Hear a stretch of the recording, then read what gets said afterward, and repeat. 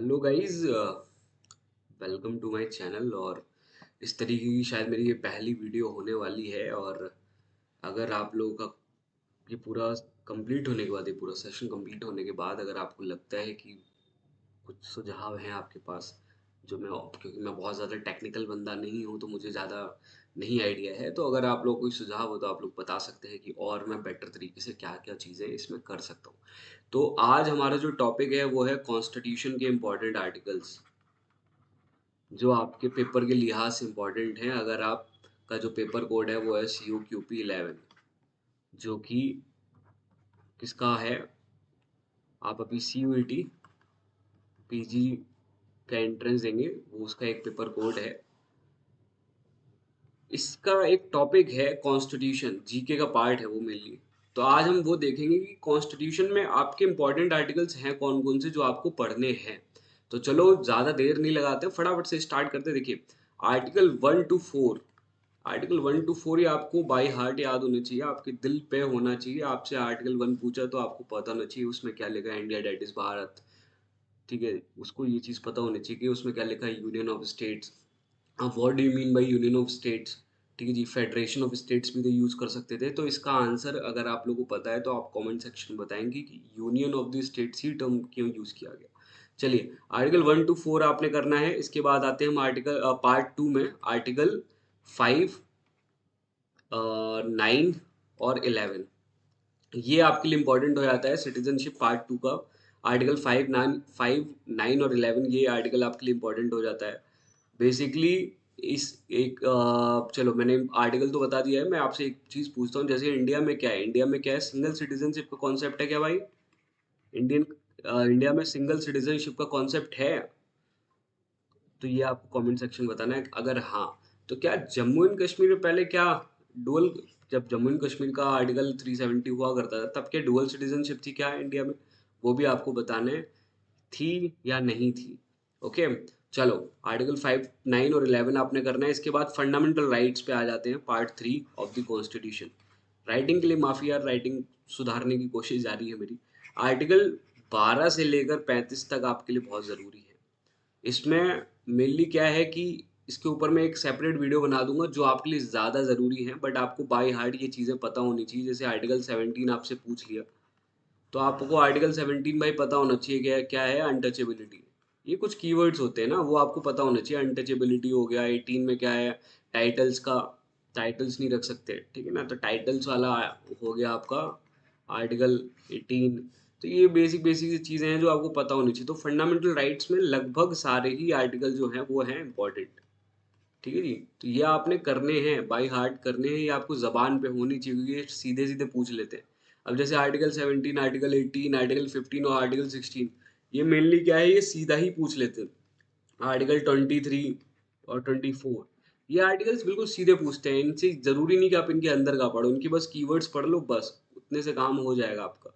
चलिए, इसके बाद आते हैं हम आर्टिकल 32। देखिए, आर्टिकल 32 जैसे मैंने बोला कि आपको करने सारे, बट आर्टिकल 32 को बहुत अच्छे से करना है। ये मेनली क्या है, इसके थ्रू आप सुप्रीम कोर्ट जा सकते हैं अगर आपके फंडामेंटल राइट्स का वायलेशन होता है तो। ओके, अगर आपके फंडामेंटल राइट्स का वायलेशन होता है तो आप इसके थ्रू, आर्टिकल 32 के थ्रू कहाँ जा सकते हैं, सुप्रीम कोर्ट अप्रोच कर सकते हैं डायरेक्ट। ओके, और रिट्स कितने टाइप की हैं वो आपने बहुत अच्छे से पढ़ना है भाई। 5 टाइप की रिट्स हैं, हैबियस कॉर्पस, मैंडेमस, सर्श्योररी और कोवरेंटो और प्रोहिबिशन। ये आपको जो 5 रिट्स हैं, ये आपको तहे दिल से याद होनी चाहिए। अगर आपको लगता है कि आपको रिट्स में हेल्प चाहिए तो आप कमेंट सेक्शन में बताना, मैं बहुत सरल तरीका बता दूंगा जिससे आपको ईजी हो जाएगा। चलिए, तो अभी इतना करने के बाद, आर्टिकल 32 करने के बाद अपने को आना है कहाँ पर, डायरेक्ट DPSP। डीपीएसपी का देखो, जैसे मैं पार्ट करके भी बता जा रहा हूँ ना, तो इनके पार्ट भी याद रखना। पार्ट 4 में है DPSP, directive principles of state policy. ठीक है, अच्छा, मैंने प्रियम्बल शायद आपको नहीं बताया अभी। तो प्रियम्बल और डीपीएसपी में एक सिमिलैरिटी है, ये दोनों ही इन्फोर्सेबल नहीं होते हैं बाई लॉ। ओके, तो ये आपको याद रखना है कि ये दोनों ही इन्फोर्सेबल बाई लॉ नहीं होते हैं। बट आप फंडामेंटल राइट्स के लिए आपने अभी देखा कि आर्टिकल 32 के तहत आप कहाँ जा सकते हो, सुप्रीम कोर्ट भी जा सकते हो अगर उनका वायलेशन होता है आपके फंडामेंटल राइट्स का, या फिर आप 226 के तहत जा सकते हो हाई कोर्ट। ओके, तो ये आपको याद रखना है। चलो, इसके बाद डीपीएसपी में पार्ट 4 में आपको सारे आर्टिकल्स करने हैं, ज़रूरी हैं सारे। और सबसे अच्छी बात डीपीएसपी के साथ ये है कि इनके जो कीवर्ड्स होते हैं ना, वही डायरेक्ट उठा के पूछ लेंगे आपसे। जैसे मान लीजिए आपको आर्टिकल 44 पूछ लिया भाई, आर्टिकल 44 पूछ लिया, तो आपको सिर्फ इतना पता होना चाहिए, यूनिफॉर्म सिविल कोड। अगर आपको यूनिफॉर्म सिविल कोड पता है तो यानी कि आपका काम हो गया। अब यूनिफॉर्म सिविल कोड का मतलब क्या, देखिए यूनिफॉर्म सिविल, अरे राइटिंग बहुत ज़्यादा खराब हो रही है, उसके लिए माफ़ी। देखिए यूनिफॉर्म सिविल कोड यानी यूनिफॉर्म मतलब कि कोई एक ही लॉ होगा सबके लिए, सिविल मतलब कोई सिविलियन लॉ, ठीक है जी। कोड मतलब क्या होता है, लॉ। ओके, तो कोई सिविलियन लॉ, सिविलियन लॉ में क्या क्या आ जाएगा भाई, आपके जो शादियां होती हैं, अभी आप हिंदू मैरिज एक्ट अलग पढ़ते हो, ठीक है ना, मुस्लिम्स के लिए अलग पढ़ते हो, क्रिश्चियंस के लिए अलग पढ़ते हो, ठीक है ना, स्पेशल मैरिज एक्ट अलग पढ़ते हो।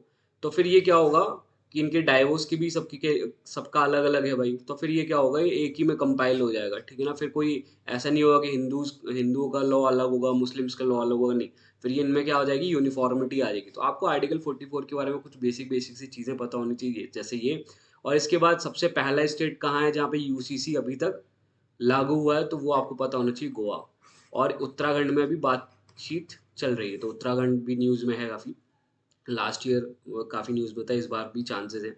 तो आपको ये चीज़ बस पता होनी चाहिए आर्टिकल 44 में। ओके, इसके बाद देखिए डीपीएसपी में आपने सारे ही आर्टिकल्स करने की बहुत ज़रूरी है। इसके बाद आते हैं हम article 51A, that is part 4, 4A of the Indian constitution. ये किस चीज़ से डील करता है भाई, ये डील करता है आपके किससे, फंडामेंटल ड्यूटीज से। ओके, अब देखिए पार्ट 4A, ए बाद में है, यानी कि ये क्या है, किसी ना किसी अमेंडमेंट के थ्रू आया हुआ है। अमेंडमेंट के थ्रू अगर आया हुआ है, उसका मतलब क्या है, किसी ना किसी कॉन्स्टिट्यूशनल अमेंडमेंट के थ्रू आया होगा। तो उसका कॉन्स्टिट्यूशनल अमेंडमेंट आपको पता होना चाहिए, कौन सी कॉन्स्टिट्यूशनल अमेंडमेंट थी और कब थी, और किसकी, किस कमेटी की रिकमेंडेशन पे था, स्वरण सिंह कमेटी, ठीक है जी। ये क्वेश्चन इससे सीधा सीधा बनता है। पार्ट 4A के लिए, फंडामेंटल ड्यूटीज के लिए, मैं आपको एक वीडियो बना दूंगा सेपरेट, 5 मिनट की वो रहेगी, जिसमें आपको मैं 8 से 9 क्वेश्चन बताऊंगा, उनको कैसे वो क्वेश्चन फ्रेम होते हैं फंडामेंटल ड्यूटीज से। वो 8 या 9 क्वेश्चन के अलावा कभी भी आप किसी भी एग्जाम में पार्ट 4A से, आर्टिकल 51A से कोई भी क्वेश्चन उसके बाहर जाता हुआ नहीं दिखेगा, वो मैं बना दूंगा। तो देखिए, ये आपको पता होना चाहिए फंडामेंटल ड्यूटीज के बारे में भाई, कितनी हैं। अभी ओरिजिनल कॉन्स्टिट्यूशन में नहीं थी, ओरिजिनली कॉन्स्टिट्यूशन में ये नहीं थी, फिर ये 42nd कॉन्स्टिट्यूशनल अमेंडमेंट 1976 से ऐड हुई, स्वरण सिंह की रिकमेंडेशन थी, इनकी कमेटी की रिकमेंडेशन थी। तो जब ये 42nd कॉन्स्टिट्यूशनल अमेंडमेंट के थ्रू ऐड हुई, तो टोटल ड्यूटीज थी 10, लेकिन अभी आप देखते हो तो 11 हैं, यानी कि एक कहीं से आई है भाई। अब वो किस कॉन्स्टिट्यूशनल अमेंडमेंट के थ्रू आई है, वो आपको कमेंट सेक्शन बताना है, ठीक है जी। ये आपका टास्क है कि 11th जो फंडामेंटल ड्यूटी है, वो किस कॉन्स्टिट्यूशनल अमेंडमेंट के थ्रू आई है। चलिए, और राइटिंग के लिए मैं आपस से माफ़ी चाहता हूँ, मैं प्रयास कर रहा हूँ कि मैं इसको सुधार दूँ। चलिए, अब इसके बाद हम डायरेक्ट पहुँचते हैं आर्टिकल 52। तो आर्टिकल 52 में हमारे प्रेसिडेंट साहब के बारे में बात हो रही है, ठीक है जी। इसके बाद हमें पढ़ना है आर्टिकल, आर्टिकल पढ़ना है हमें 63। ओके गाइज, इसके बाद हमें आर्टिकल पढ़ना है 72। 72 में क्या दे रखा है, ये भी आपको बहुत अच्छे से पता होना चाहिए। इसके बाद आर्टिकल 74, 75, 76। देखिए 74 और 75 आपको काउंसिल ऑफ मिनिस्टर से रिलेटेड डील करेंगे। 76 में आपका आ जाएगा अटॉर्नी जनरल। अटॉर्नी जनरल, ये क्या होता है भाई, highest law officer of the India, ठीक है जी। मतलब जो सब सरकार का सबसे पहला वकील यही है, सरकारी वकील, ठीक है ना। तो आपको ये चीज़ याद रखनी है मेनली, ठीक है जी। आर्टिकल 72 में बेसिकली क्या दे रखा है, pardoning power of the president दे रखी है। चलो आपके लिए एक छोटी सी ट्रिक है, अगर आपने इतने कर लिए, जैसे पहले कुछ बता देता हूँ। आर्टिकल आर्टिकल 76 तक हो गया भाई। आर्टिकल आपने याद रखना है 79, इसमें क्या दे रखा है, कॉन्स्टिट्यूशन ऑफ पार्लियामेंट ना, कॉन्स्टिट्यूशन ऑफ पार्लियामेंट।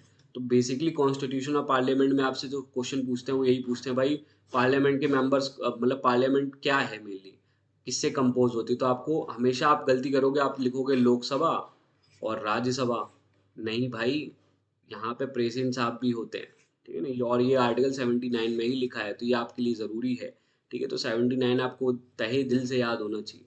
चलिए, इसके बाद आपको एक आर्टिकल है, आर्टिकल 108, ये याद होना चाहिए। Article 108 basically joint setting of the houses. अब कितने हाउस हैं भाई, आपको पता ही है, लोकसभा और राज्यसभा।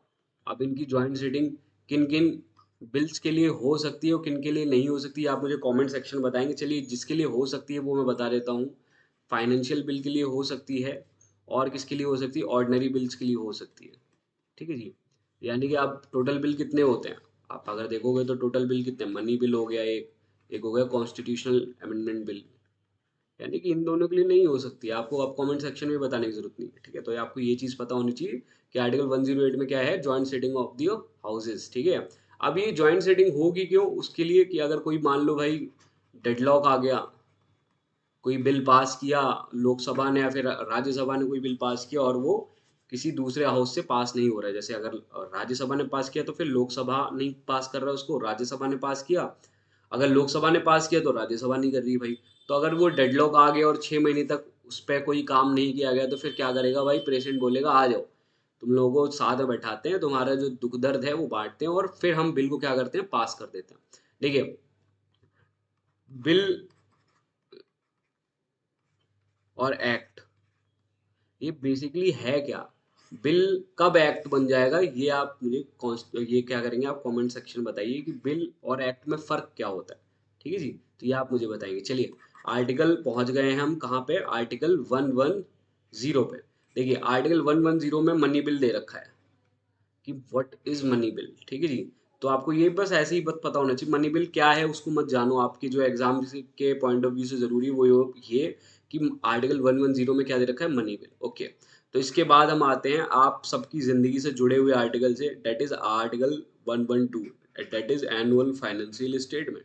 अब एनुअल फाइनेंशियल स्टेटमेंट क्या है, ये आम भाषा में हम इसको बोलते हैं बजट, बजट बोलते हैं, बट इसका कहीं पर भी जिक्र नहीं है कॉन्स्टिट्यूशन में, तो ये आपको याद करने की जरूरत है। ठीक है ना, एक जनरल नोशन है कि भाई जो एनुअल फाइनेंशियल स्टेटमेंट होता है इसी को हम बोलते हैं बजट, ओके जी। तो आपको आर्टिकल 112 भी याद होना चाहिए। ये आपको जबान पे होनी चाहिए, जो आर्टिकल्स बता रहा हूँ ये आपकी जबान पे होने चाहिए, हमेशा याद होनी चाहिए आपको, ओके गाइज। और इसके बाद हम अपन आते हैं कहाँ पे, आर्टिकल 123। आर्टिकल 123 बेसिकली है क्या, ये डील करता है ordinance making power of president, okay जी। ऑर्डिनेंस मेकिंग पावर को ही हम प्रेसिडेंट की लेजिस्लेटिव पावर्स बोलते हैं, ठीक है ना, कि इनके पास भी कुछ लेजिस्लेटिव पावर है। अब इसके बारे में आपको आर्टिकल तो सीधा पता ही नहीं होना ही चाहिए, इसके अंदर की भी चीजें पता होनी चाहिए कि कब वो अपना लेजिस्लेटिव पावर का यूज कर सकता है, ओके गाइज। तो ये चीज आपको पता होनी चाहिए। अब मैं ये क्या करूंगा कि जैसे मैंने अभी आपको सिर्फ आर्टिकल्स बता दी, मेरा प्रयास ये होगा कि पूरे कॉन्स्टिट्यूशन के पार्ट्स के ऊपर ना डेली बेसिस पे कोई ना कोई वीडियो अपलोड करूं जिससे आपकी हेल्प होती रहे। अगर आप लोग चाहते हैं कि मैं करूं तो प्लीज यार चैनल को सब्सक्राइब करते रहना। चलिए ठीक है, तो इसके बाद हम पहुंचते हैं आर्टिकल 124। 124 में क्या दे रखा है, सुप्रीम कोर्ट दे रखा है, ओके गाइज। तो पहले अभी हमने यहाँ तक कर लिए, फिर मैंने आपको बोला था कि एक ट्रिक मैं बताऊंगा आपके लिए जो आपकी जो दुख है उसको कम करेगी और आपके कॉन्फिडेंस को बूस्ट करेगी, ठीक है जी। तो वो ट्रिक क्या है, देखिए, आर्टिकल 74 से लेकर 111 तक किसी भी आर्टिकल में आपने क्या करना है, किसी भी आर्टिकल में आपने 89 ऐड करना है, ठीक है जी।